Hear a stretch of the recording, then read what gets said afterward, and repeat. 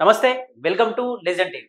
ప్రస్తుతం మనతో పాటు ఏదైతే మహిళలకు ఎక్కడ అన్యాయం జరిగితే అక్కడ ముందుగా ప్రశ్నించే వ్యక్తి, మహిళలకు ఎట్లాంటి దానికి సంబంధించిన పోలీస్ విషయాల్లో కావచ్చు, వాళ్ళకి ఎట్లాంటి అన్యాయం జరిగిన పోలీస్ స్టేషన్‌లో వాళ్ళ తరపున కేసెస్ విషయంలో కూడా ముందుండి పోరాడే వ్యక్తి మట్టా జయంతి గౌడ్ గారు. ఏదైతే బీసీ సంక్షేమ సంఘం సంబంధించినటువంటి రాష్ట్ర ఉపాధ్యక్షురాలు మట్టా జయంతి గౌడ్ గారు మనతో ఉన్నారు. దీనికి సంబంధించిన ఏదైతే ఎవరికి అన్యాయం జరిగినా అక్కడ ముందుండి కొట్లాడే వ్యక్తి, కానీ ఇప్పుడు నాకే అన్యాయం జరుగుతుంది, కానీ బీసీ సంబంధించిన మేధావి వాళ్ళ పిఆర్ఓ ద్వారా నాకు కొంచెం ఇబ్బంది థ్రెట్ ఉంది అని చెప్పేసి కూడా కొన్ని సంబంధించిన కేసెస్ కూడా ఫైల్ చేయడం జరిగింది. సంబంధించి నల్లకుట్ట పోలీస్ స్టేషన్ పరిధిలో కూడా ఒక ముగ్గురు పైన కేసు ఫైల్ చేసింది. అసలు ఎవరు ఆ మేధావి యొక్క పిఆర్ఓ ఎవరు, దీనికి సంబంధించి పూర్తి విషయాలు ఏంటో సంబంధించిన విషయాలు కనుక్కునే ప్రయత్నం. అక్క నమస్తే. నమస్తే అక్క, అసలు ఏం జరిగింది? ఎందుకు మీరు ఎక్కడ మహిళలకు అన్యాయం జరిగినా బీసీలో మహిళలకు న్యాయమైన వాటా లేకున్నా ఎక్కడైనా పోరాటం చేసే స్థాయిలో ముందుండే వ్యక్తి, అసలు ఎందుకు మీకే ఏం అన్యాయం జరిగింది? అసలు ఇప్పుడు యాక్చువల్లీ నేను ఆర్ కృష్ణయ్య గారి దగ్గర ఉంటా, మీ అందరు తెలిసిన విషయం. ఓకే. ఆర్ కృష్ణయ్య పిఆర్ఓ అని రాజ్ కుమార్ అనేసి మన కరీంనగర్ కి చెందినటువంటి వ్యక్తి. వాళ్ళు వచ్చేసి ఆయన చాలా రోజుల నుంచి ఒక 6-7 ఇయర్స్ అనుకుంటా మేబీ. అప్పటి నుంచి కూడా కృష్ణయ్య గారితో మధ్యలో ఒక యువజన సంఘం నాయకుడిగా, తర్వాత రాష్ట్ర కన్వీనర్ గా, తర్వాత పిఆర్ఓగా కంటిన్యూషన్ అవుతూ వస్తుంది రీసెంట్. అయితే ఇక్కడ ఏమైపోయింది అని అంటే, ఒక 6 ఇయర్స్ నుంచి నేను చూస్తున్నా, వీడు స్టార్టింగ్ లో వీడు ఏదైనా మీటింగ్ లో అయితే తాకడము, లేకపోతే వీడి మెంటాలిటీ, ఒక వ్యక్తి మనల్ని తాకేటప్పుడు కానీ దాని కానీ నా ఫీలింగ్ ఏంటంటే తెలుస్తుంది జనరల్. డే 1 నుంచి కూడా వీడి ప్రవర్తనలో నాకు చేంజెస్ కానీ వీడి కథలు కానీ నాకు తెలుసు. ఇప్పుడు కొన్ని విషయాలు ఎట్లుంటాయంటే నాన్న, కొన్ని చెప్పుకునేటువంటి ఒక ఆడపిల్ల, కొన్ని చెప్పుకోలేని ఉంటాయి. ఇప్పుడు ఏంటంటే పర్టికులర్ గా వాడు నాకు ఏదైనా ఫోన్ మెసేజ్ చేసి సంథింగ్ ఏదన్నా ఉంటే మనం ఏదన్నా చేయొచ్చు. అదిగాక వాడిలాగా నేను కాదు, నలుగురిలో నాకంటే ఒక పరువు ప్రతిష్ట ఉంది. ముఖ్యంగా అన్నిటికంటే ఈ పక్కన పెడితే నేను ఒక ఆడపిల్లని. ప్రతిసారి మనం ఇది చేయడం అంటే మనకు కాని పని. ఇంకొకటి ఏంటంటే స్టార్టింగ్ లో వీడు ఎవరితోనన్నా మాట్లాడేటప్పుడు జనరల్ గా వాడు వల్గర్ లాంగ్వేజ్ యూజ్ చేసేది జనరల్ గా. అయితే నలుగురిలో ఎవరైనా ఉన్నారనుకోండి, ఇప్పుడు ఒక 4-5 మెంబర్స్ ఉన్నప్పుడు, ఒక 4-3 మొగోళ్ళే ఉన్నప్పుడు ఒక ఆడపిల్ల సంభాషణ వచ్చింది అంటే నేను కాకపోతే ఇంకెవరు ఉంటారు అక్కడ? వాడు ఫోన్ మాట్లాడినా మాట్లాడకపోయినా మీరు ఉంటారు మీకు. అంటే నేను అది వల్గర్ వర్డ్, నేను మీతో చెప్పలేను కాబట్టి మీడియా ముందు చెప్పలేకపోతున్నా. మీకు ఉంటారు మీరు ఎవరైనా చూసుకోవచ్చు కదా అన్న వర్డ్ వాడి ఫోన్ లో మాట్లాడుతున్నట్టు క్రియేట్ చేస్తూ మన ముందే ఎన్నో సార్లు సందర్భాలలో నాతో కూడా చెప్పే ప్రయత్నం చేసింది వాడు. అంటే వీడి నేచర్ ఏంటంటే స్టిల్ స్టార్టింగ్ నుంచి కూడా ఒంటరి మహిళల వాడి టార్గెట్ అన్నమాట మెయిన్. ఎందుకు ఒంటరి మహిళల టార్గెట్ అంటే, బిఫోర్ ఒక 20-25 ఇయర్స్ అమ్మాయిలు కాదు, 50+. ఎందుకు వాళ్ళని టార్గెట్ చేస్తున్నట్టే, ఇప్పుడు స్టిల్ 44-45 ఇయర్స్ ఉంటాయి తనకి ఇప్పుడు. అది కూడా వేరే వాళ్ళ త్రూగా మనకు తెలిసింది నాకు పర్టికులర్. అతను 50-55 ఏళ్ళ మెయిన్. ఆ అమ్మాయి ఏం జాబ్ చేస్తుంది? 50 ఉన్న వాళ్ళు. తనకి ఏమన్నా భర్త ఉన్నాడా లేడా, చనిపోయిందా, సెక్యూర్ గా ఉందా, తన ఆస్తిపాస్తుల విలువ ఎంత, తన సంపాదన ఎంత, తన గవర్నమెంట్ ఎంప్లాయీ, ఇవన్నీ చూసుకొని వాళ్ళని ఒక మెసేజ్ ద్వారానో లేకపోతే ఇంకా ఏ ద్వారానో వాళ్ళని ట్రాప్ చేయడము, వాళ్ళ దగ్గర డబ్బులు, బంగారము. దొంగల్ని దొంగ అంటాం, మరి ఈ విధంగా మోసం చేసే వాళ్ళని ఏమంటారు? మీలాంటి వాళ్ళకి చెప్పాలి. ఈ విధంగా చేసి కరీంనగర్ లో ఆ మహిళల పేరు నేను చెప్పొద్దు, నేను ఇదే విషయమే రాష్ట్ర డీజీపీ గారిని కలవాలనుకుంటున్నా. యాక్చువల్ ఏంటంటే నేను త్వరలో ప్రెస్ మీట్ పెట్టాలి అని లాస్ట్ వీక్ నుంచి అనుకుంటున్నా. కొన్ని కారణాల వల్ల, అంటే ఎవరికి భయపడి కాదు, ఎవరికి భయపడాల్సిన అవసరం కూడా నాకు లేదు. ప్రెస్ మీట్ పెట్టడానికి కొంచెం ఆగాలి అన్న ఉద్దేశంతో ఆగుతున్నా తప్ప ఎవరికి భయపడి ఆగాల్సిన అవసరం నాకు లేదు. ఇంకోటి ఏంటంటే, అమ్మాయిలు ఇంతకుముందు నేను చెప్పిన దాంట్లో 2-3 సూసైడ్ చేసుకోవడం కూడా జరిగింది. అయితే ఇక్కడ ఏమైపోయింది అంటే, పాపం చనిపోయిన వాళ్ళ గురించి మనం ఎక్కువ మాట్లాడుకోవడం ఇది కాదు, కానీ వాళ్ళ ఆత్మశాంతి కోరాలని చెప్పి మాత్రం నేను మనస్ఫూర్తిగా ఆశిస్తున్నాను. నేను ఒక ఆడపిల్లని. స్టిల్ ఈ మధ్యలో కూడా లాస్ట్ ఇయర్ ఒక అమ్మాయిని ఇట్లా ఆఫీస్ పర్పస్ లో మా ఆఫీస్ కి వస్తే, మహిళలు కాబట్టి వాళ్ళ నేమ్స్ ఇక్కడ మెన్షన్ చేయట్లేదు, బట్ నేను డీజీపీ గారి దగ్గరికి వెళ్ళినప్పుడు, నేను హైకోర్టు వెళ్ళినప్పుడు నేను క్లియర్ గా వాళ్ళ మెన్షన్ చేయాల్సి వస్తుంది. ఇంకోటి అంటే హైకోర్టులో వీడి మీద ఎంక్వైరీ వేయాలని నేను అనుకుంటున్నా. ఎందుకంటే ఇప్పుడు జంతువులు ఉన్నాయి, జనరల్ గా జంతువుల వల్ల హాని జరుగుతుందని తీసుకెళ్లి జూలో పెడుతున్నాం. మరి ఇలాంటి మృగాల వల్ల మహిళలకు అన్యాయం జరుగుతుంది అన్నప్పుడు ఇలాంటి వాళ్ళని ఎక్కడ పెట్టాలి? ఈ రోజు ఇప్పుడు సెకండ్ వైఫ్ అని చెప్పుకుంటది. తను నిమ్స్ లో జాబ్ చేస్తుంది పద్మ అని. తను కూడా 50+, 54, 55 ఉంటుంది తన ఏజ్. మేబీ రిటైర్మెంట్ దగ్గర ఉంది. అంటే ఎవరి సెకండ్ వైఫ్? ఇతనికి రాజ్ కుమార్. ఫస్ట్ వైఫ్ వచ్చేసి తను కరీంనగర్ లో ఉంటది, వాళ్ళకి 2 పిల్లలు. సో సెకండ్ వైఫ్ అని ఒక ఆమె ఉంటది. అంటే మీరు అడిగారు కదా ఎఫ్ఐఆర్ లో ఆ పద్మ ఎవరక్క అని. ఆ పద్మ అంటే ఇప్పుడు నాకు సెకండ్ వైఫ్. అంటే ఆమెకు ఆల్రెడీ మ్యారేజ్ అయింది, అది సెకండరీ. బట్ ఇతను సెకండ్ వైఫ్. అంటే మాకు తెలిసిన కాడికి వైఫ్ మ్యారేజ్ చేసుకుండానే మాకు తెలిసింది, కాబట్టి మనం వైఫ్ అనే చెప్పాలా. సెకండ్ ఫస్ట్ పక్కన వైఫ్ అని చెప్తుంది కదా తను. సో వీళ్ళు ఏం చేస్తారంటే భర్త అనేటోడు తప్పు చేస్తే గల్ల పట్టుకొని కొట్టాల. ఈ పని అసలు ఫస్ట్ వైఫే చేయాల. మరి పాపం ఆమె పరిస్థితి ఏంటో మనకు తెలియదు కాబట్టి ఒక ఆడపిల్ల గురించి మనం ఎక్కువ మాట్లాడద్దు.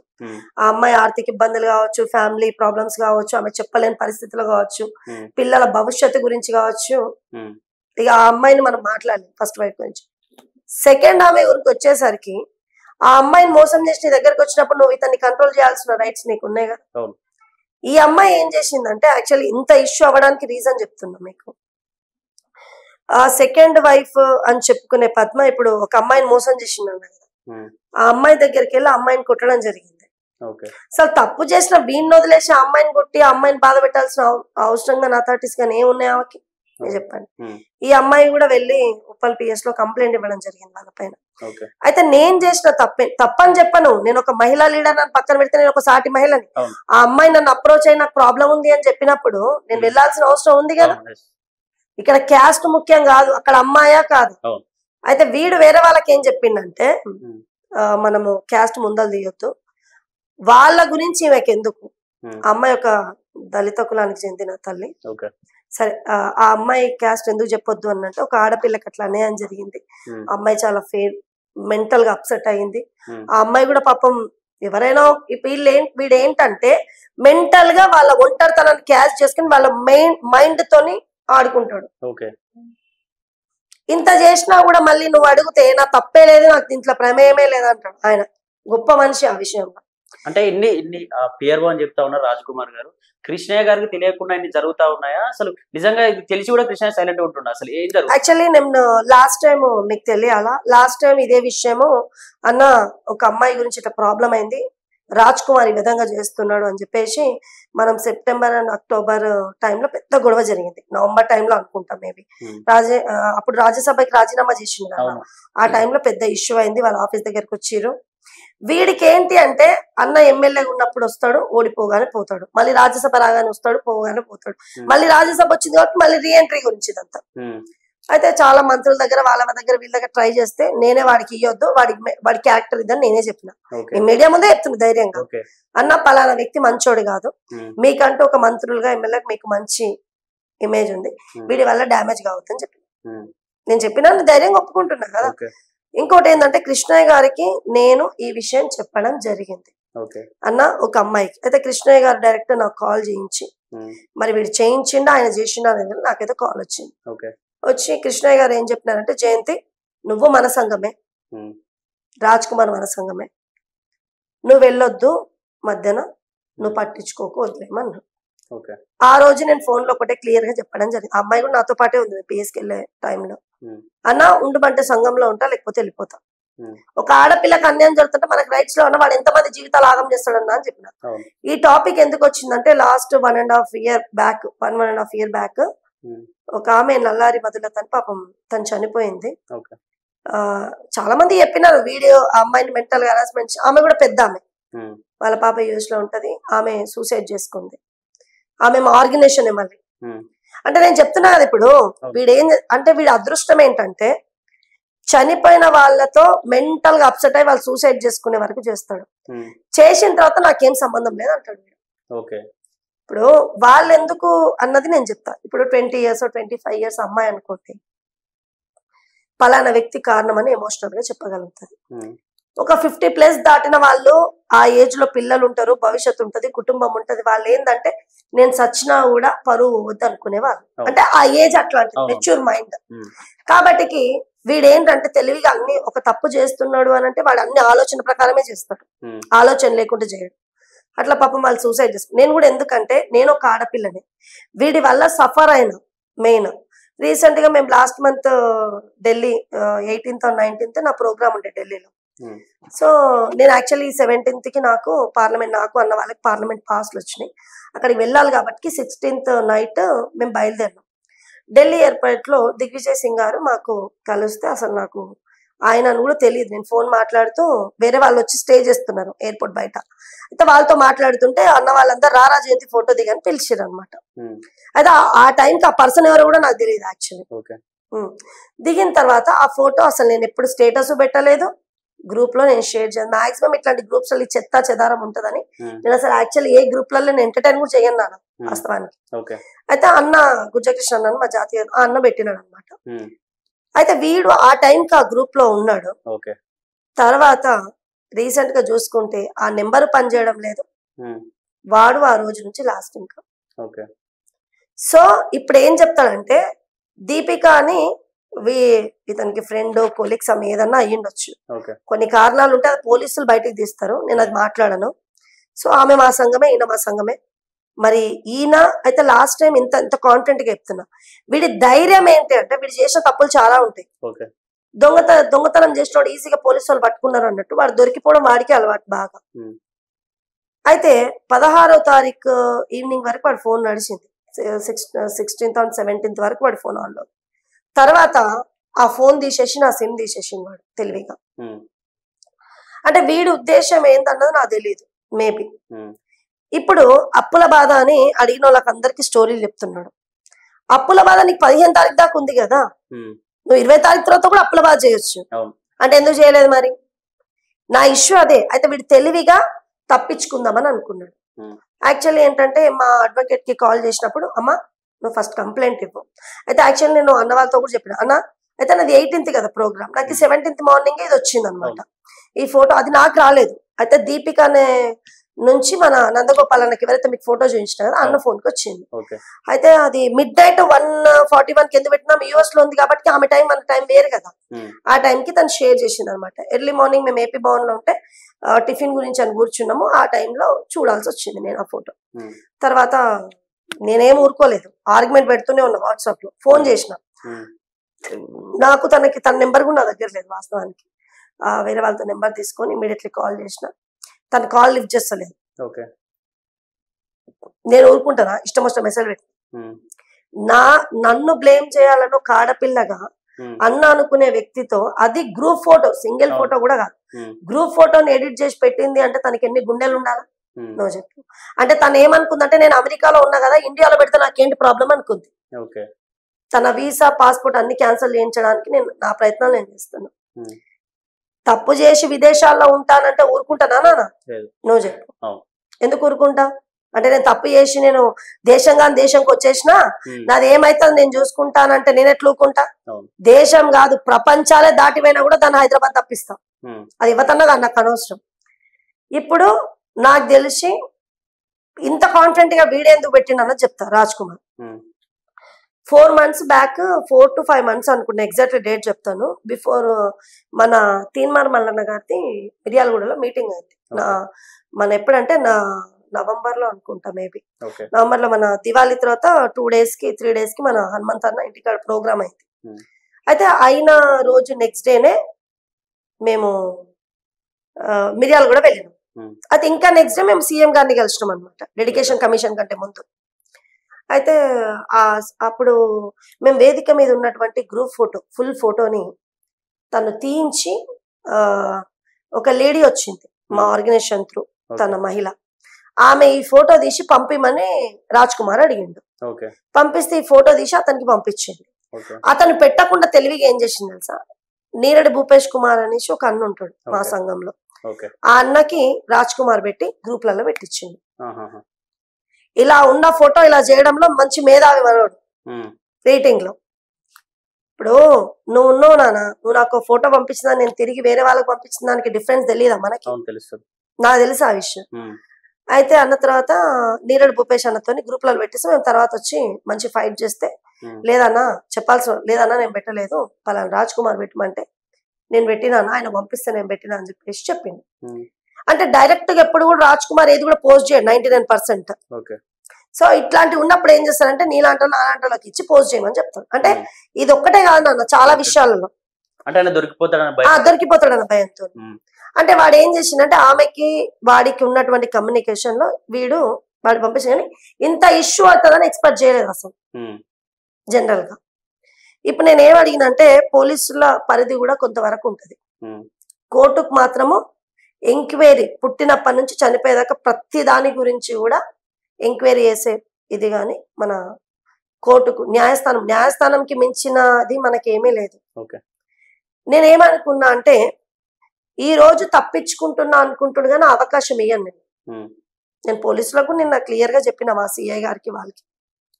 కృష్ణయ్య గారు మీలాంటి మీడియా సభ్యులను ఫోన్ చేస్తే మా సంఘం మహిళ విను ఈ వేలో చెప్తుండు, మా సంఘం మహిళ మా సంఘం ఆడపిల్లకి అన్యాయం చేస్తే ఊరుకుంటామా? లేదు వాడిని ఎలగొట్టేసినాం. ఇది సేమ్ ఖండం.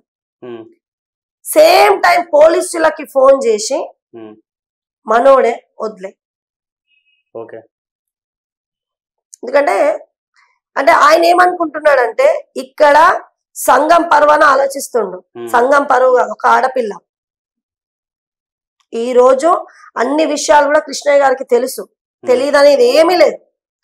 తప్పు చేసినోడిని నువ్వు దండించకపోతే ఇట్లాంటి తప్పులు చాలా అవుతాయి. ఇప్పుడు అతనికే బ్యాడ్ నేమ్ వచ్చే ఛాన్స్ ఉంది కృష్ణయ్య గారికి. ఇదే మాట ఒకరు అడిగిండు మాకు సంబంధించిన, అన్న మీరు ఇట్లాంటి వాళ్ళకి సపోర్ట్ చేస్తే మీ పరువు పోతుంది కదా అన్నట్టు. నా పరువు ఎందుకు పోతుంది అంటే ఒక సంఘంలో సభ్యుడు తప్పు చేస్తే సంఘం పరువు పోదా? ఈ రోజు నేను మీడియాకి వచ్చి మాట్లాడుతుంటే నా పరువు పోతుంది, నువ్వు పోలీస్ స్టేషన్ లో కంప్లైంట్ ఇస్తే అంటే తప్పు చేసిన మీద కంప్లైంట్ ఇస్తేనే నీ పరువు పోతుంది అన్నప్పుడు మరి తప్పు చేసిన నీ పక్కకుంటే మరి నీ పరువు ఎంత పోవాలా? అది పోయినట్టు కదా. ఇప్పుడు నేను రోడ్ ఎక్కి నేను చెప్తున్నా నీ పరువు పోతుంది, మరి తప్పు చేసిన నీ సంఘంలో నీతో పాటు చెప్తే నీ పరువు పోనట్ట చెప్పినాను. మొట్టమొదటిగా ఆ రోజు గుజ్జకృష్ణ కూడా ఒకటే అన్నాడు ఢిల్లీలో ఉన్నప్పుడు జయంత్. ఆ రోజే నేను చెప్పిన అన్న రేపు కదా ప్రోగ్రామ్, నేను ఇప్పుడు పోయి పోలీస్ స్టేషన్ లో కంప్లైంట్ ఇచ్చి 10,000-20,000 ఖర్చు అయినా పర్లేదు, నేను మళ్ళీ పోయి ఫ్లైట్ కి వస్తాను, ఈవినింగ్ అంతా వచ్చేసరి రేపు మీటింగ్ టైంకి వస్తాను అని చెప్పి కూడా చెప్పడం జరిగింది. లేదా జయంత్ నువ్వు టెన్షన్ పెట్టుకో, వాళ్ళు కావాలని టెన్షన్ పెట్ట నీకు ఇదంతా చేసారు, ఒక్కరోజు ఇప్పుడు కృష్ణతో మాట్లాడదామని గుజ్జకృష్ణ చాలా కన్విన్స్ చేసిండు. ఆ లోపే మా లాయర్కి వాళ్ళకి వీళ్ళకి ఫోన్ చేసుకున్నాను ఢిల్లీ నుంచి.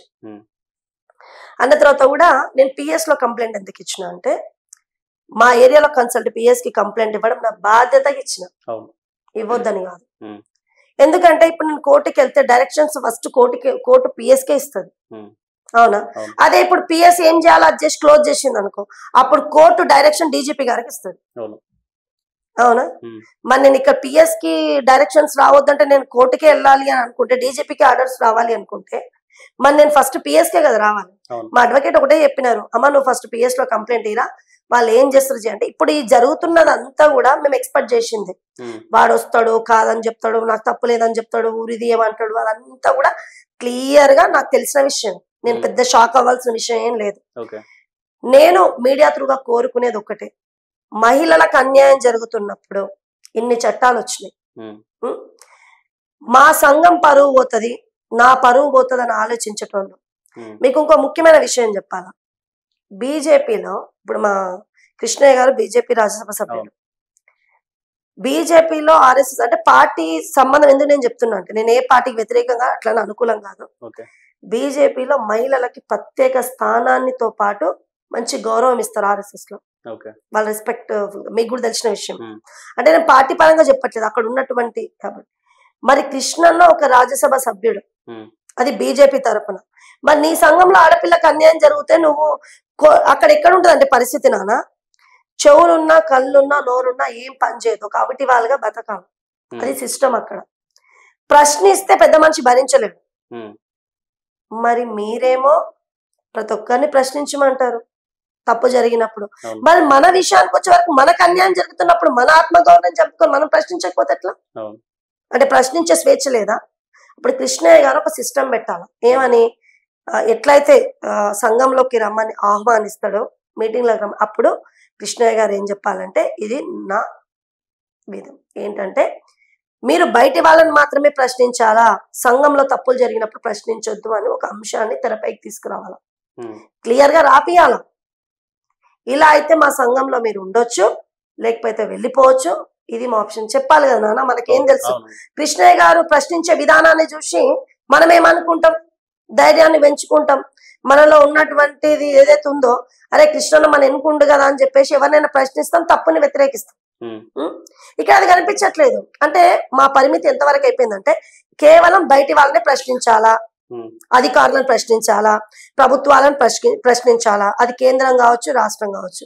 మొన్నటి వరకు కేంద్రాన్ని ప్రశ్నించండి కృష్ణన్న, దాంతోపాటు మేమందరం ప్రశ్నించాం. ఈ రోజు కేంద్రాన్ని కృష్ణన్న ప్రశ్నించట్లేదు, రాష్ట్రాన్ని కూడా పెద్ద మాట్లాడలేదు. ఈ రోజు వాళ్ళు ఒక పార్టీలో ఉన్నారు కాబట్టి వాళ్ళకు ఉన్నటువంటి ప్రాబ్లమ్స్ వాళ్ళకు ఉంటే వాళ్ళు కొన్ని విషయాలు ప్రశ్నించలేకపోతే, అంటే మేము కేవలము అక్కడ పనిచేసే యంత్రాలాగా ఉంటే మనకి ఏం విలువ ఉంటుంది నాన్న? నువ్వు చెప్పు. ఈ రోజు నేను స్టిల్ ఇప్పటికి కూడా కృష్ణయ్య గారు అంటే గౌరవం ఉంది నాకు. జస్ట్ ఎందుకంటే ఎన్నో రోజులుగా బీసీల గురించి పోరాటం చేసిండు. ఇప్పుడున్న కుల సంఘాలు కూడా, సంబంధ సంఘాలు కూడా కృష్ణ దగ్గర నుంచి వెళ్ళి పెట్టుకున్నవే. ఇంకొకటి ఏంటంటే నా బాధ ఒక్కటి, మహిళలు చనిపోతున్నప్పుడు మీరు మీ దగ్గర ఉన్నోడు తప్పు చేస్తే మీరు ఎందుకు ప్రశ్నించట్లేదు? నేను ఈ రోజు పోలీస్ స్టేషన్ మెట్లు ఎక్కినా అంటే ఎందుకు ఎక్కినా? మీరు దాన్ని మీరు స్పందించకపోవడమే కదా. మీరు స్పందించి వాళ్ళని తీసేసి ఉంటే ఈ రోజు నేను ఎందుకు పోలీస్ స్టేషన్ మెట్లెక్కి ఇంత చేయాల్సి వస్తుంది? పోలీసులో కూడా నేను చాలా క్లియర్ గా చెప్పడం, సార్ మీరు ఏం చేస్తారో చెయ్యండి, మీరు చేసే కాడికి చేసి అది క్లోజ్ చేసుకున్న పర్లేదు సార్, నేను హైకోర్టుకి వెళ్తా అని చెప్పిన అన్నది. కానీ మన షీ టీం డీసీపీ గారు కానీ, లావణ్య గారు, మళ్ళీ ప్రసన్న గారు, ప్లస్ మా ప్రజెంట్ మా ఏరియా డీసీపీ గారు బాలస్వామి సార్, సో మా ఏసీపీ గారు, వీళ్ళందరూ కూడా మహిళల పట్ల ఒక ప్రత్యేక గౌరవం ఉంటది. వాళ్ళ ఎంక్వైరీలు వాళ్ళు చేస్తున్నారు. బట్ నేను కూడా ఏంటంటున్నానంటే వాళ్ళ లిమిట్స్ క్రాస్ అయ్యి కూడా వాళ్ళు చేయలేరు కదా. వీడిది మొత్తం బయటికి తీయాలి అని అంటే రాష్ట్ర ప్రభుత్వం వల్లే అవుతుంది. చనిపోయిన మనిషి వాళ్ళ ఫ్యామిలీ కంప్లైంట్ ఇవ్వకపోయినా కూడా హైకోర్టు సుమోటోగా కేసు స్వీకరించి ఈ అమ్మాయి ఎందుకు చనిపోయింది గతంలో అని డీజీపీకి ఆర్డర్స్ పాస్ చేసే రైట్స్ హైకోర్టుకు ఉంది. ఎందుకంటే ఇష్యూ మన రాష్ట్రంలో జరిగింది. ఒక అమ్మాయి ఆరోగ్యపరంగా చనిపోతుంది, ఆర్థికంగా చనిపోతుంది, లేకపోతే ఏదైనా చనిపోతుంది. సో వీడి ధైర్యం ఏంటి అంటే వాళ్ళ కుటుంబాలకు సంబంధించి ఎవరు కూడా కంప్లైంట్ ఇవ్వలేదు కదా అన్నది వాడి స్వచ్ఛమైన డిమాండ్ అనమాట. అంటే వాళ్ళు చనిపోయారని చెప్పి, ఆ క్యాండిడేట్ చనిపోయారని చెప్పి కృష్ణయ్య గారికి తెలుసా? తెలిసి కూడా ఏం స్పందించలేదా? అందరికీ తెలుసు. వాడి వల్ల చాలా మంది చనిపోయారన్న విషయం ప్రతి ఒక్కరు తెలుసు. కరీంనగర్ లో పసిపిల్లని అడిగినా చెప్తారు ఈసారి చరిత్ర మామూలు చరిత్ర కాదా సార్. మనం పుస్తకాల్లో గొప్ప గొప్ప వాళ్ళ గురించి రాస్తున్నాం, కానీ ఇట్లాంటి వాళ్ళ గురించి రాయాల్సిన అవసరం ఏంటంటే భావితరాలకి కూడా ఒకటి మనం చెప్పాల్సిన అవసరం ఉంది. ఎందుకంటే మనం వద్దమ్మా బయటికి వెళ్తే ఇది జరుగుతుంది, యాక్సిడెంట్ అవుతుంది, లేకపోతే జంతు ఇట్లా చెప్తాం, కానీ ఇలాంటి మృగాలు కూడా మన మధ్యలో తిరుగుతున్నాయి అని చెప్పాల్సిన అవసరం అయితే ఉంది నాకు. ఎందుకంటే చెప్పకపోతే వాళ్ళకి ఏం తెలుస్తుంది? తెలవాలి కదా. కృష్ణయ్య గారికి అన్ని తెలుసు నాన్న, తెలియదన్నది ఏం లేదు. మీలాంటి వాళ్ళు అడిగినారు అనుకో, వాడు ఇట్లా చేస్తున్నా నాకు తెలియదు అంట. సేమ్ టైం మీ ప్లేస్ లో పోలీసులు ఫోన్ చేస్తే మనోడే కదా వదిలేమని చెప్తారు. ఇవి రెండు క్లియర్ గా జరిగినాయి వాస్తవాలు, ప్రాక్టికల్ గా ఇంత కాన్ఫిడెంట్ గా చెప్తున్నా. ఇప్పుడు కృష్ణయ్య గారు ఏం చేస్తున్నారంటే, ఇప్పుడు నాకేమనిపిస్తుంది, ఎనుకుండే నువ్వే నడిపిస్తున్నావా అనిపిస్తుంది. ఇప్పుడు ఇంత జరుగుతుంటే అదే అనుకుంటాం కదా. స్పందించకపోతే నాకేమనిపిస్తుంది, నా ముందేమో నాకు న్యాయం చేస్తున్నట్టు, నా వెనకేమో వాడికి న్యాయం చేస్తున్నట్టు. అంటే నువ్వు వన్ సైడ్ ఉండు. ఎక్కడ ఒకటి వాడికన్నా న్యాయం చేయి, లేదా నాకన్నా న్యాయం చేయి. సమన్వయ న్యాయం మీరు చేయలేదు, ఎందుకంటే అక్కడ తప్పు చేసిండు అతను. తప్పు చేసినప్పుడు స్పందించాలి కదా మీరు. నేను ఒకటే అడిగిన కృష్ణయ్య గారిని కూడా క్లియర్ గా, అన్న వీడి వల్ల సంఘం పరువు పోతుంది, వీడొద్దు అనగల ఆయన, ఇది గుడి లాంటిది, మంచోళ్ళు చెడ్డోళ్ళు గుడికి వస్తారు, నయం లాంటి నయం మనుషులే మా దగ్గరకు వస్తారు, వీళ్ళు ఎంత అని మాట్లాడుతున్నాడు ఆయన. ఇది చెప్పాల్సిన వాడా అండి? మీరు చెప్పండి. ఈ మాట నాకు ఒక ఆడపిల్ల అంటే ఇంటర్నల్ గా నాకు మొన్న అనిపించింది, అంటే నయం మనుషులు వస్తారు, మీరు నన్ను బెదిరిస్తున్నారా?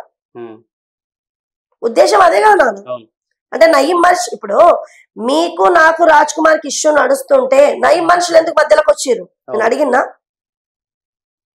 అంటే మీరేంటి నయం మనుషులు నా దగ్గరకు వస్తారంటే నేను భయపడుతున్నా, నన్ను భయపెట్టాలనే ఇంటెన్షనే కదా మీరు. ఏముంది నాన్న, ఇలా ప్రాణం ఉంటుంది రేపు పోతుంది. ఇప్పుడు నేను వెళ్తూ వెళ్తూ రోడ్ దాటుతుంటే యాక్సిడెంట్ అవుతుంది, లేదా ఎవరైనా ఒకరు వచ్చి కూర్చేస్తారు, లేదా చంపేస్తారు, అందరిలో నేను ఒక్కదాన్ని. అవునా? సచ్చినోడు పుట్టినోడు ఎట్లా సావక తప్పదు, ఒక రోజు అటు ఒక రోజు ఇటు. తలరాత దేవుడు ఏ విధంగా రాస్తే అది. అంటే భయపడుతూ 10 రోజులు భయపడే బతికే కంటే ధైర్యంగా ఒక సెకండ్ బ్రతికినా చాలు అనుకునే నేచర్ నాది. ఎందుకు ఈ విషయం చెప్తున్నా అంటే ఏం చేస్తారో అంటే ఇక నేను జీవితాంతం భయపడుతూ బతకాలి. అనుక్షణము నా ఆరోగ్యం క్షీణించి నేను భయపడుతూ బతికే కంటే చాలు ఉంటే పోతా అనుకుంటే ఈ సెకండ్ ఉంటే మళ్ళీ సెకండ్ ఉండనేమో. ఏం నాన్న నిజమా కాదు? ఈ బతుకు నాకెందుకు భయపడే బతుకు? నేను ఒక్కటే నాన్న కోరుకునేది, మహిళలు చైతన్యవంతం కావాలా మెయిన్. ఇట్లాంటి మూర్ఖులు ఉంటారు, ఇట్లా మృగాలు ఉంటారు కాబట్టి నేను చెప్తున్నా.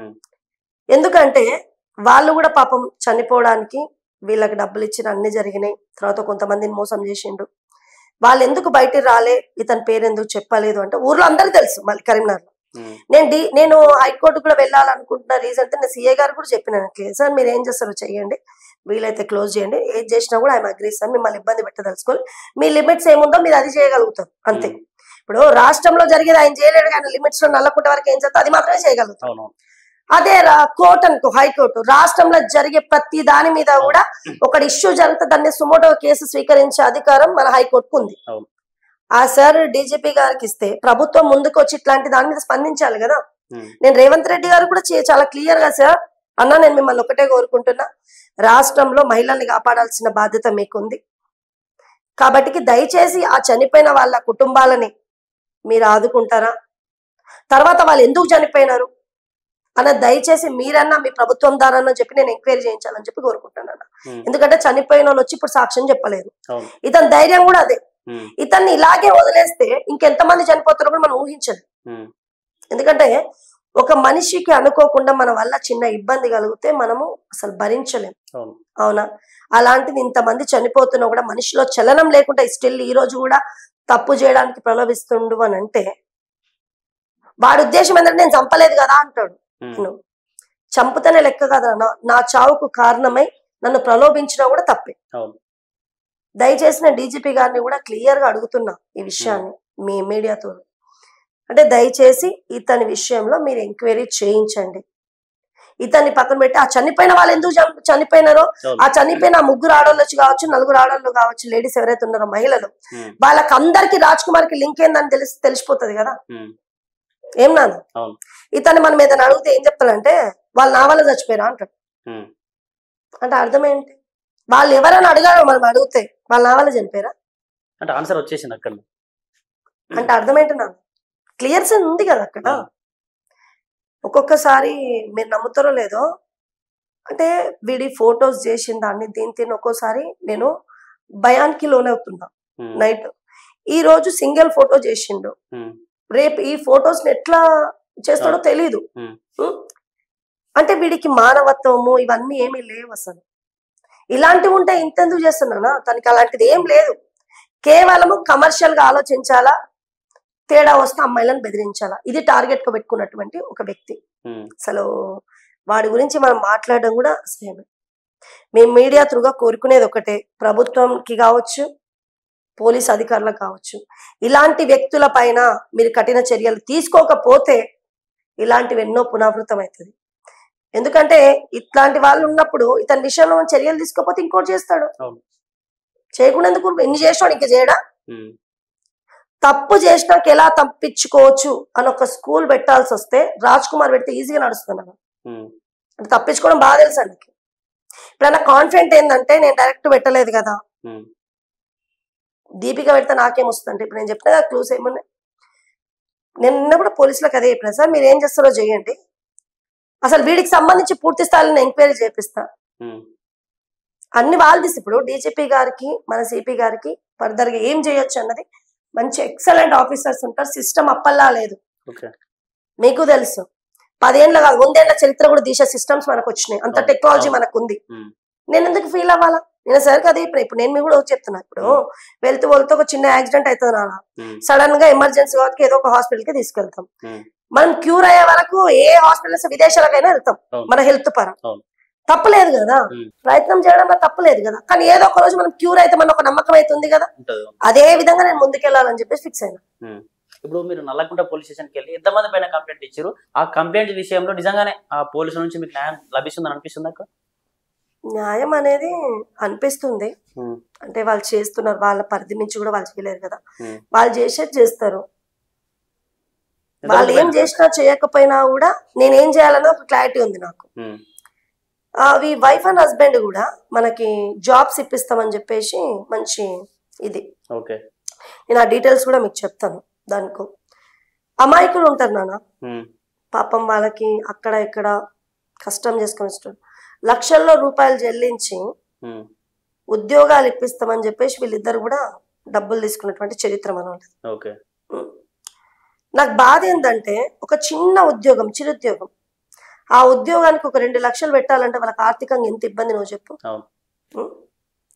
అయితే నాకు తెలిసిన విషయం ఏంటంటే ఈ జాబ్ కి సంబంధించి కూడా కృష్ణయ్య గారు లెటర్ తీసుకొచ్చారు వాళ్ళు ఆయన దగ్గరికి, ఆఫీస్ దగ్గరికి. ఇచ్చిన వాళ్ళకి కూడా రికమెండేషన్ లెటర్ కృష్ణయ్య గారు ఎంపీ లెటర్ ఇచ్చారు. అయితే మరి ఈ విషయము వీళ్ళు డబ్బులు తీసుకుంటారా లేదా అన్న విషయం కృష్ణయ్య గారికి తెలుసో తెలియదో నాకు తెలియదు. ఎందుకంటే తెలియంది మనం మాట్లాడద్దు. ఆయన జనరల్గా ఇచ్చిండా, తెలిసిన వాళ్ళని చెప్తే ఇచ్చిండా, మరి ఆయన ఏం చెప్పి సంతకం పెట్టించుకున్నా, ఈయన తెలివి పిఆర్ఓ కదా, 100 స్కాములు చేస్తారు, ఇదేం పెద్ద లెక్క. సరే ఏం చేసిన మొత్తం మీద అయితే ఈయన జాబ్ మీద వస్తుందని చెప్పేసి అయితే చెప్పడం జరిగింది. వీళ్ళు డబ్బులు తీసుకున్నారు. అంటే ఇన్ని జరుగుతున్నా కూడా కృష్ణయ్య గారు ఎందుకు స్పందించట్లేదు, తనకి ఎందుకు సపోర్ట్ చేస్తుండో, అసలు మహిళా పనులు ఇన్ని జరుగుతుంటే ఆయన ఎందుకు స్పందించట్లేదు. నేను ఒకటే అనుకున్నా, ఇప్పుడు కృష్ణయ్య గారికి నిజంగా మహిళల విషయంలో ఎలాంటి స్పందన లేకపోతే బహిరంగంగా వచ్చి ఒక ప్రెస్ మీట్ పెట్టి, అమ్మ నేను మహిళల పట్ల నేను స్పందించలేను అని పార్లమెంట్ లో ఒక సబ్జెక్ట్ మాట్లాడాలా, మీడియా ముందు ఒక విషయం చెప్పాలి. అవునా? ఇది చేయలేదు. సరే, నాకు పెద్ద మనిషికి గౌరవం ఉంది, ఆర్ కృష్ణ అంటే మంచి అభిమానం ఉన్నా కూడా నన్ను నేను అంచుకొని అయితే నేను బతకలేను కదా నాన్న. నువ్వు చెప్పు. ఇంత జరుగుతున్నా కూడా ఈ రోజు నేను పోలీస్ స్టేషన్ మెట్లు ఎక్కినా అంటే కృష్ణయ్య గారు స్పందించకపోవడం వల్లే కదా. ఇప్పుడు కూడా ఆయనకు సపోర్ట్ చేస్తున్నాడు, ఒక దొంగ నా కొడుక్కి. నాకు అర్థమైంది. అందుకే కృష్ణయ్య గారు ఏం చేయలేరని నాకు అర్థమై నేనేం చేయాలో నా ప్రొసీజర్ నేను వెళ్తున్నా. నాకు తెలిసి ఒకవేళ తేడా వచ్చిందనుకో, కృష్ణయ్య ఒక 4 రౌడీలను పెట్టి నన్ను చంపించినా కూడా నేను పెద్ద భయపడాల్సిన అవసరం లేదు. నేను చెప్పినా కదా, ఇంత క్లియర్ గా చెప్పిన తర్వాత, ఈ వీడియో వచ్చిన తర్వాత నేను ఉంటానో లేదో నాకేం తెలుసు. కృష్ణయ్య గారు ఒకవేళ నా మీద హత్యా ప్రయత్నం చేయించినా, హత్య చేయించినా కూడా నేను ఆశ్చర్యపడాల్సిన అవసరం లేదు. నేను ఇప్పుడే చెప్పినా కదా, నేను ఉంటే ఉంటా, పోతే పోతా. ఏ రోజుకైనా పోవాల్సిందే. పోతే చెప్పలేం. సంఘంకి పని చేసినందుకు ఆయన చేతులారా చంపిస్తే పోతానేమో, అదే జరుగుతుందేమో, మనకేం తెలుసు. ఇప్పుడు కృష్ణయ్య గారు ఆ స్థాయికి రావడం కన్నా మీలాంటి ఎంతో మంది ఆయన కింద వర్క్ చేయడం వల్ల అలాంటి వాళ్ళు వినండి. ఒక రోజు ఇదే టాపిక్ వచ్చింది, మీకు తెలియాలి విషయం. అయితే నేను వాళ్ళ కింద ఉండే వాళ్ళతో మాట్లాడినా, బాబు మేమందరం కష్టపడి ఆయన పార్లమెంట్ దాకా పోయినా అడిగిన. నేను అక్కడ తప్పేం చెప్పలేదు. దానికి వాళ్ళ వైఫ్ వల్గర్ లాంగ్వేజ్ యూజ్ చేసిందానా ఆమె. ఇదేంటని నేను కృష్ణ అంటే ఆ వర్డ్ నేను యూజ్ చేయదు, మీడియా ముందని యూజ్ చేయాలి. ఆయన కూడా తెలుసు ఆ విషయం. యూజ్ చేస్తే కృష్ణయ్య గారికి ఫోన్ చేసి అడిగిన, ఏంది మీ వైఫ్ ఇట్లా మాట్లాడిందని అడుగుతా. ఆయన కాదు లీడర్, నువ్వు మేము లేని అడిగినా అంటే, అవునన్నా మేము అన్నాం, మేము అన్నదేంటి మీ వైఫ్ అన్నదేంటి మాట, ఆమెకేం సంబంధం. ఈ రోజు ఎంపీ అయినట్టు నువ్వు చెప్పినా, ఇప్పుడున్న రాజకీయ చరిత్రలో ఒక కార్యకర్త పని చేయకుండా, ఒక ఉద్యమకారుడు పని చేయకుండా, ఏ ఉద్యమకారులు పైకి వచ్చారు, ఏ రాజకీయ నాయకులు పైకి వచ్చారు, కనీసం ఒక వార్డు మెంబర్ కావాలన్నా కూడా ఒక కార్యకర్త మనం వెంట ఉండాల్సిందే. కార్యకర్తని మర్చిపోయిండు అంటే ఆ లీడర్కి అసలు విలువేలేనట్టన్నది నా ఉద్దేశం. ఒక ఉద్యమకారుడు ఉద్యమిస్తేనే, ఇప్పుడు మేము జేజేలు కొట్టి మేము జెండాలు పట్టుకొని సప్పట్లు కొడుతూనే ఈ రోజు నువ్వు లీడర్. మాలాంటి వాళ్ళు లేకపోతే నువ్వు ఎక్కడున్నావు? ఎవరు లేరు అక్కడ. ఈ రోజు ప్రధానమంత్రి కావచ్చు, రాష్ట్రపతి కావచ్చు, లేకపోతే ఎమ్మెల్యే కావచ్చు, ఎంపీ కావచ్చు, ముఖ్యమంత్రి కావచ్చు, మంత్రులు కావచ్చు, వీళ్ళందరూ కూడా ఒక కార్యకర్త నుంచే పైకి వచ్చిన వాళ్ళు. కార్యకర్తను మర్చిపోయిన వాళ్ళు నా దృష్టిలో అసలు తల్లిని మర్చిపోయిన వాళ్ళ కిందే లెక్క. ఎందుకంటే కార్యకర్త కష్టం చాలా ఉంటది. ఇప్పుడున్న రాజకీయ నాయకులు కూడా ఒక కార్యకర్త నుంచి వచ్చిన వాళ్ళు కూడా చాలా మంది ఉన్నారు, మీకు తెలిసిన విషయం. ఈ రోజు బీసీ సంఘాలు నడుస్తున్నాయంటే ఎంతో మంది కష్టపడితే వాళ్ళ సంఘాలు కొనసాగుతున్నాయి. నువ్వు వాయిస్ ఇచ్చినంత మాత్రాన నీకు అనుచరులు లేకుండా నువ్వు బయటికి వెళ్ళి చూస్తావు. నీకు అనుచరులు కావాల్సిందే. 10 మంది పోతే విలువిస్తారు కానీ ఒక్కడు పోతే ఎవడు విలువయ్యాడు. నీ స్ట్రెంగ్త్ని నువ్వు కాదు, నీ అనుకున్న నీ జనాభా, నీకు ఇచ్చే గౌరవం, నీతోనే ఉన్న వాళ్ళు ఎంత కరెక్ట్ అన్నది ముఖ్యమాట. అది ఉంటేనే కదా మనిషికి విలువ. ఇప్పుడు ఉన్నాయి కూడా అంతే. నేను అందరు కుల సంఘాలతో నేను బాగానే ఉంటాను, ఎవరితో నాకు వ్యతిరేకం లేదు, నేను ఎవరిని విమర్శించాను. జనరల్గా ప్రభుత్వాల విషయానికి వస్తే కూడా నాకు ఏ ప్రభుత్వం ఎక్కువ అనిపించదు, ఏ ప్రభుత్వం తక్కువ అనిపించదు. ఇప్పుడు ఈ ఇష్యూ సంబంధించిన విషయంలో మీ ఈ సంక్షేమ సంఘానికి సంబంధించిన కాబట్టి మీ నాయకులందరూ మీకు సపోర్ట్ గా ఉన్నారా మరి ఇష్యూ సంబంధించి? కొంతమంది నాయకులు నాకు సపోర్ట్ గానే ఉన్నారు. కృష్ణయ్య గారు అయితే లేరు, 2 in 1 ఉన్నారు అటు ఇటు. అసలు ఆ వైపు ఉండో లేదో నాకు కన్ఫర్మ్ లేదు, కానీ అతను వైపు మాత్రం 200% ఉన్నాడు. అందుకే ఇదే పైన ఒక 2 days తర్వాత నా కార్యాచరణ నాకు ఉంటది కదా, ఇదే 2 రోజుల తర్వాత ఏం చేయాలన్నది ఒక నాకు క్లారిటీ ఉంది. ఎందుకంటే ఇప్పుడు నేను ఇప్పుడే చెప్పినా కదా నాన్న, ఒక దగ్గర హెల్త్ బాగాలేకపోతే మనం ఇంకో హాస్పిటల్కి వెళ్తాం, సేమ్ టైమ్ ఇతను స్పందించకపోతే మనకి న్యాయం జరగదని కాదు, స్పందించే వాళ్ళు చాలా మంది ఉంటారు, వాళ్ళు స్పందిస్తారు న్యాయంగా. నేను చెప్పినా కదా బీజేపీ పార్టీలో మహిళలకు పెద్ద పీటేస్తారని, మహిళల్ని చాలా గౌరవిస్తారు. వాళ్ళకి ఇంకా ఈ విషయం మేబీ తెలియదు అనుకుంటా, కొంతమంది తెలుసు కొంతమంది తెలియదు. వాళ్ళకి ఇన్ఫార్మ్ చేస్తా, బీజేపీ నేషనల్ ఆఫీస్ లో ఇన్ఫార్మ్ చేస్తా, ఇక్కడ నేషనల్ ఆఫీస్ లో, ఇక్కడ స్టేట్ ఆఫీస్ లో ఇంటిమేషన్ ఇస్తాను. Same time national women rights లో కూడా ఇస్తాను, నేషనల్ ఉమెన్ వింగ్ లో కూడా ఇస్తాను. అంటే ఇంతటితో ఇది ఆగకపోతే చాలా ప్రాబ్లమ్స్ వస్తాయి ఇన్ కేస్ ఫ్యూచర్ లో. ఆ ఛాన్స్ వాడికి ఇయ్యను. ఇంత జరిగినా కూడా కృష్ణయ్య గారు అంటే నాకు ఎక్కడో ఒక చోట, ఎందుకంటే ఉద్యమ చరిత్ర నేర్పించినోడు, 50 ఏళ్ల నుంచి బీసీల గురించి పోరాటం చేస్తూ అన్ని తెలుసు నాకు.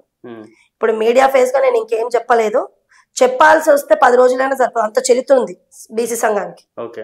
ఆ చరిత్ర టైం వచ్చినప్పుడు డెఫినెట్లీ మీ ఒక్క ఛానలే కాదు అన్ని ఛానళ్ళు పిలిచి మీడియా సమావేశం పెట్టి ఎవరేం చేసిరన్నది క్లారిటీగా నేను చెప్తా, వివరిస్తా. ఎందుకంటే నేను ఏ విషయంలో కూడా సామాన్యంగా ఇన్వాల్వ్ అవ్వను. ఇప్పుడు నాకే అన్యాయం జరిగిందన్న కూడా కృష్ణయ్య గారు ఒక దొంగలా కొడుకు సపోర్ట్ చేస్తే నాకెంత బాధ అనిపిస్తుంది. నేను ఒక ఆడపిల్లని కాదా,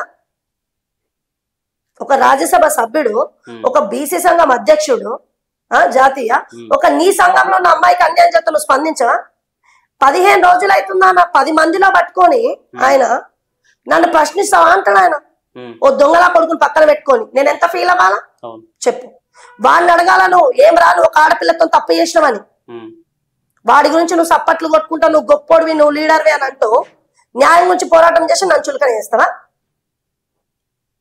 మీరు చెప్పాల్సింది మొట్టమొదటిగా ప్రెస్ మీట్ పెట్టండి. కృష్ణయ్య గారికి నేను చెప్తున్నా ఇప్పుడే, మీరు ప్రెస్ మీట్ పెట్టండి, నా సంఘంలో ఇదే ఉంటది, నీకు అన్యాయం జరిగింది నేను చెయ్యను పో, ఆయనకే న్యాయం చేస్తాను చెప్పండి. మనం ఎందుకు చెప్తాం ఆయనకి?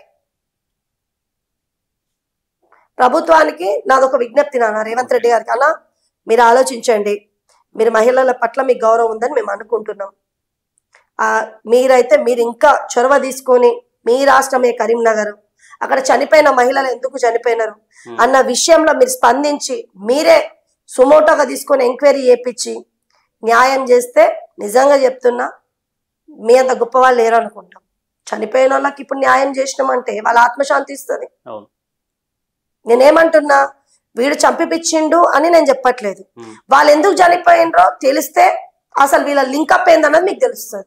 అప్పుడు కనీసం వీడికి శిక్ష పడింది అనుకోండి, కనీసం పైన ఉన్న వాళ్ళకైనా ఆత్మశాంతి ఇస్తుంది కదా. వీడి వల్ల ఇంకొకరు మోసపోద్దు అన్నది నా విషయం నాన్న. ఈ రోజు మీరు ఫోటో చూపించిన నీకు వాడి బిహేవియర్ చెప్పిన, ఇంకేం చెప్తాను నాన్న వాడి గురించి? ఒక 15-20 days నుంచి నాన్న ఇష్యూ తర్వాత అసలు నాకు నిద్ర లేదు, మీరు నమ్ముతారో నమ్మరు. నా పెయిన్ ఎంత ఉంటది? మీరైనా మీ మీడియా త్రూగా చెప్పండి, మహిళల కొత్త చట్టం రావాలా, మహిళల్ని కనీసం ఒక సింగిల్ మెసేజ్ చేస్తే వాడు జైల్లోనే ఉండాలి, ఇంకా వానికి నోటీసులు గిటీసులు ఇచ్చి ఇంటికి పంపించద్దు, ఇంకా వాడు జైల్లో ఉంటేనే కరెక్ట్. ఇది ఒకటే కోరుకుంటాను. ఇప్పుడు దీనికి సంబంధించి ఎంతమంది పైన కేసు ఫైల్ చేశారు? 3 members. ఎవరెవరు? ఫస్ట్ వచ్చేసి రాజ్ కుమార్ పైన పెట్టినాను, తర్వాత దీపిక, అదే మా సంఘంలో సభ్యురాలే, ప్లస్ తను ఇప్పుడు US లో ఉంటుంది, ఆమెదో పెద్ద చరిత్ర, ఆమెది ఒక రోజు తీసుకుంది ఏంటి, ఆమె బాధితులు వచ్చినప్పుడు మీ దగ్గరకే తీసుకొస్తాం. నెక్స్ట్ పద్మ, అదే ఇప్పుడు జాబ్ చేస్తుంది అన్నగా నిమిషం, ఆమె బాధితులు ఆమె ఊళ్ళు కూడా వస్తారు. ఈ పద్మ అనేట ఆమె రాజ్ కుమార్ కి సెకండ్ వైఫ్. ఇప్పుడు ఈ కంప్లైంట్ ఇస్తే పోలీసులు ఏం చెప్పారు దీనికి సంబంధించి? పోలీసులు ఏం చెప్తున్నారంటే ఎంక్వైరీ జరుగుతుంది, ఇప్పుడు మన పద్మ తిట్టిందని మేము అది తెప్పించుకుంటాము ఆఫీస్ నుంచి అన్న, తెప్పించుకోండి అన్న. సేమ్ టైం మళ్ళీ ఏమంటారు చెప్తా, పద్మ తిట్టిందని చెప్పినా కదా, దీపిక విషయంలో A1 వచ్చింది. A1 ఫస్ట్ మనం రాజ్ కుమార్ నే పెట్టినాం, తర్వాత పద్మ వచ్చేసి ఆఫీస్ కి పద్మ రాజ్ కుమార్ కలిసి నాతో గొడవ పడుతున్నారు.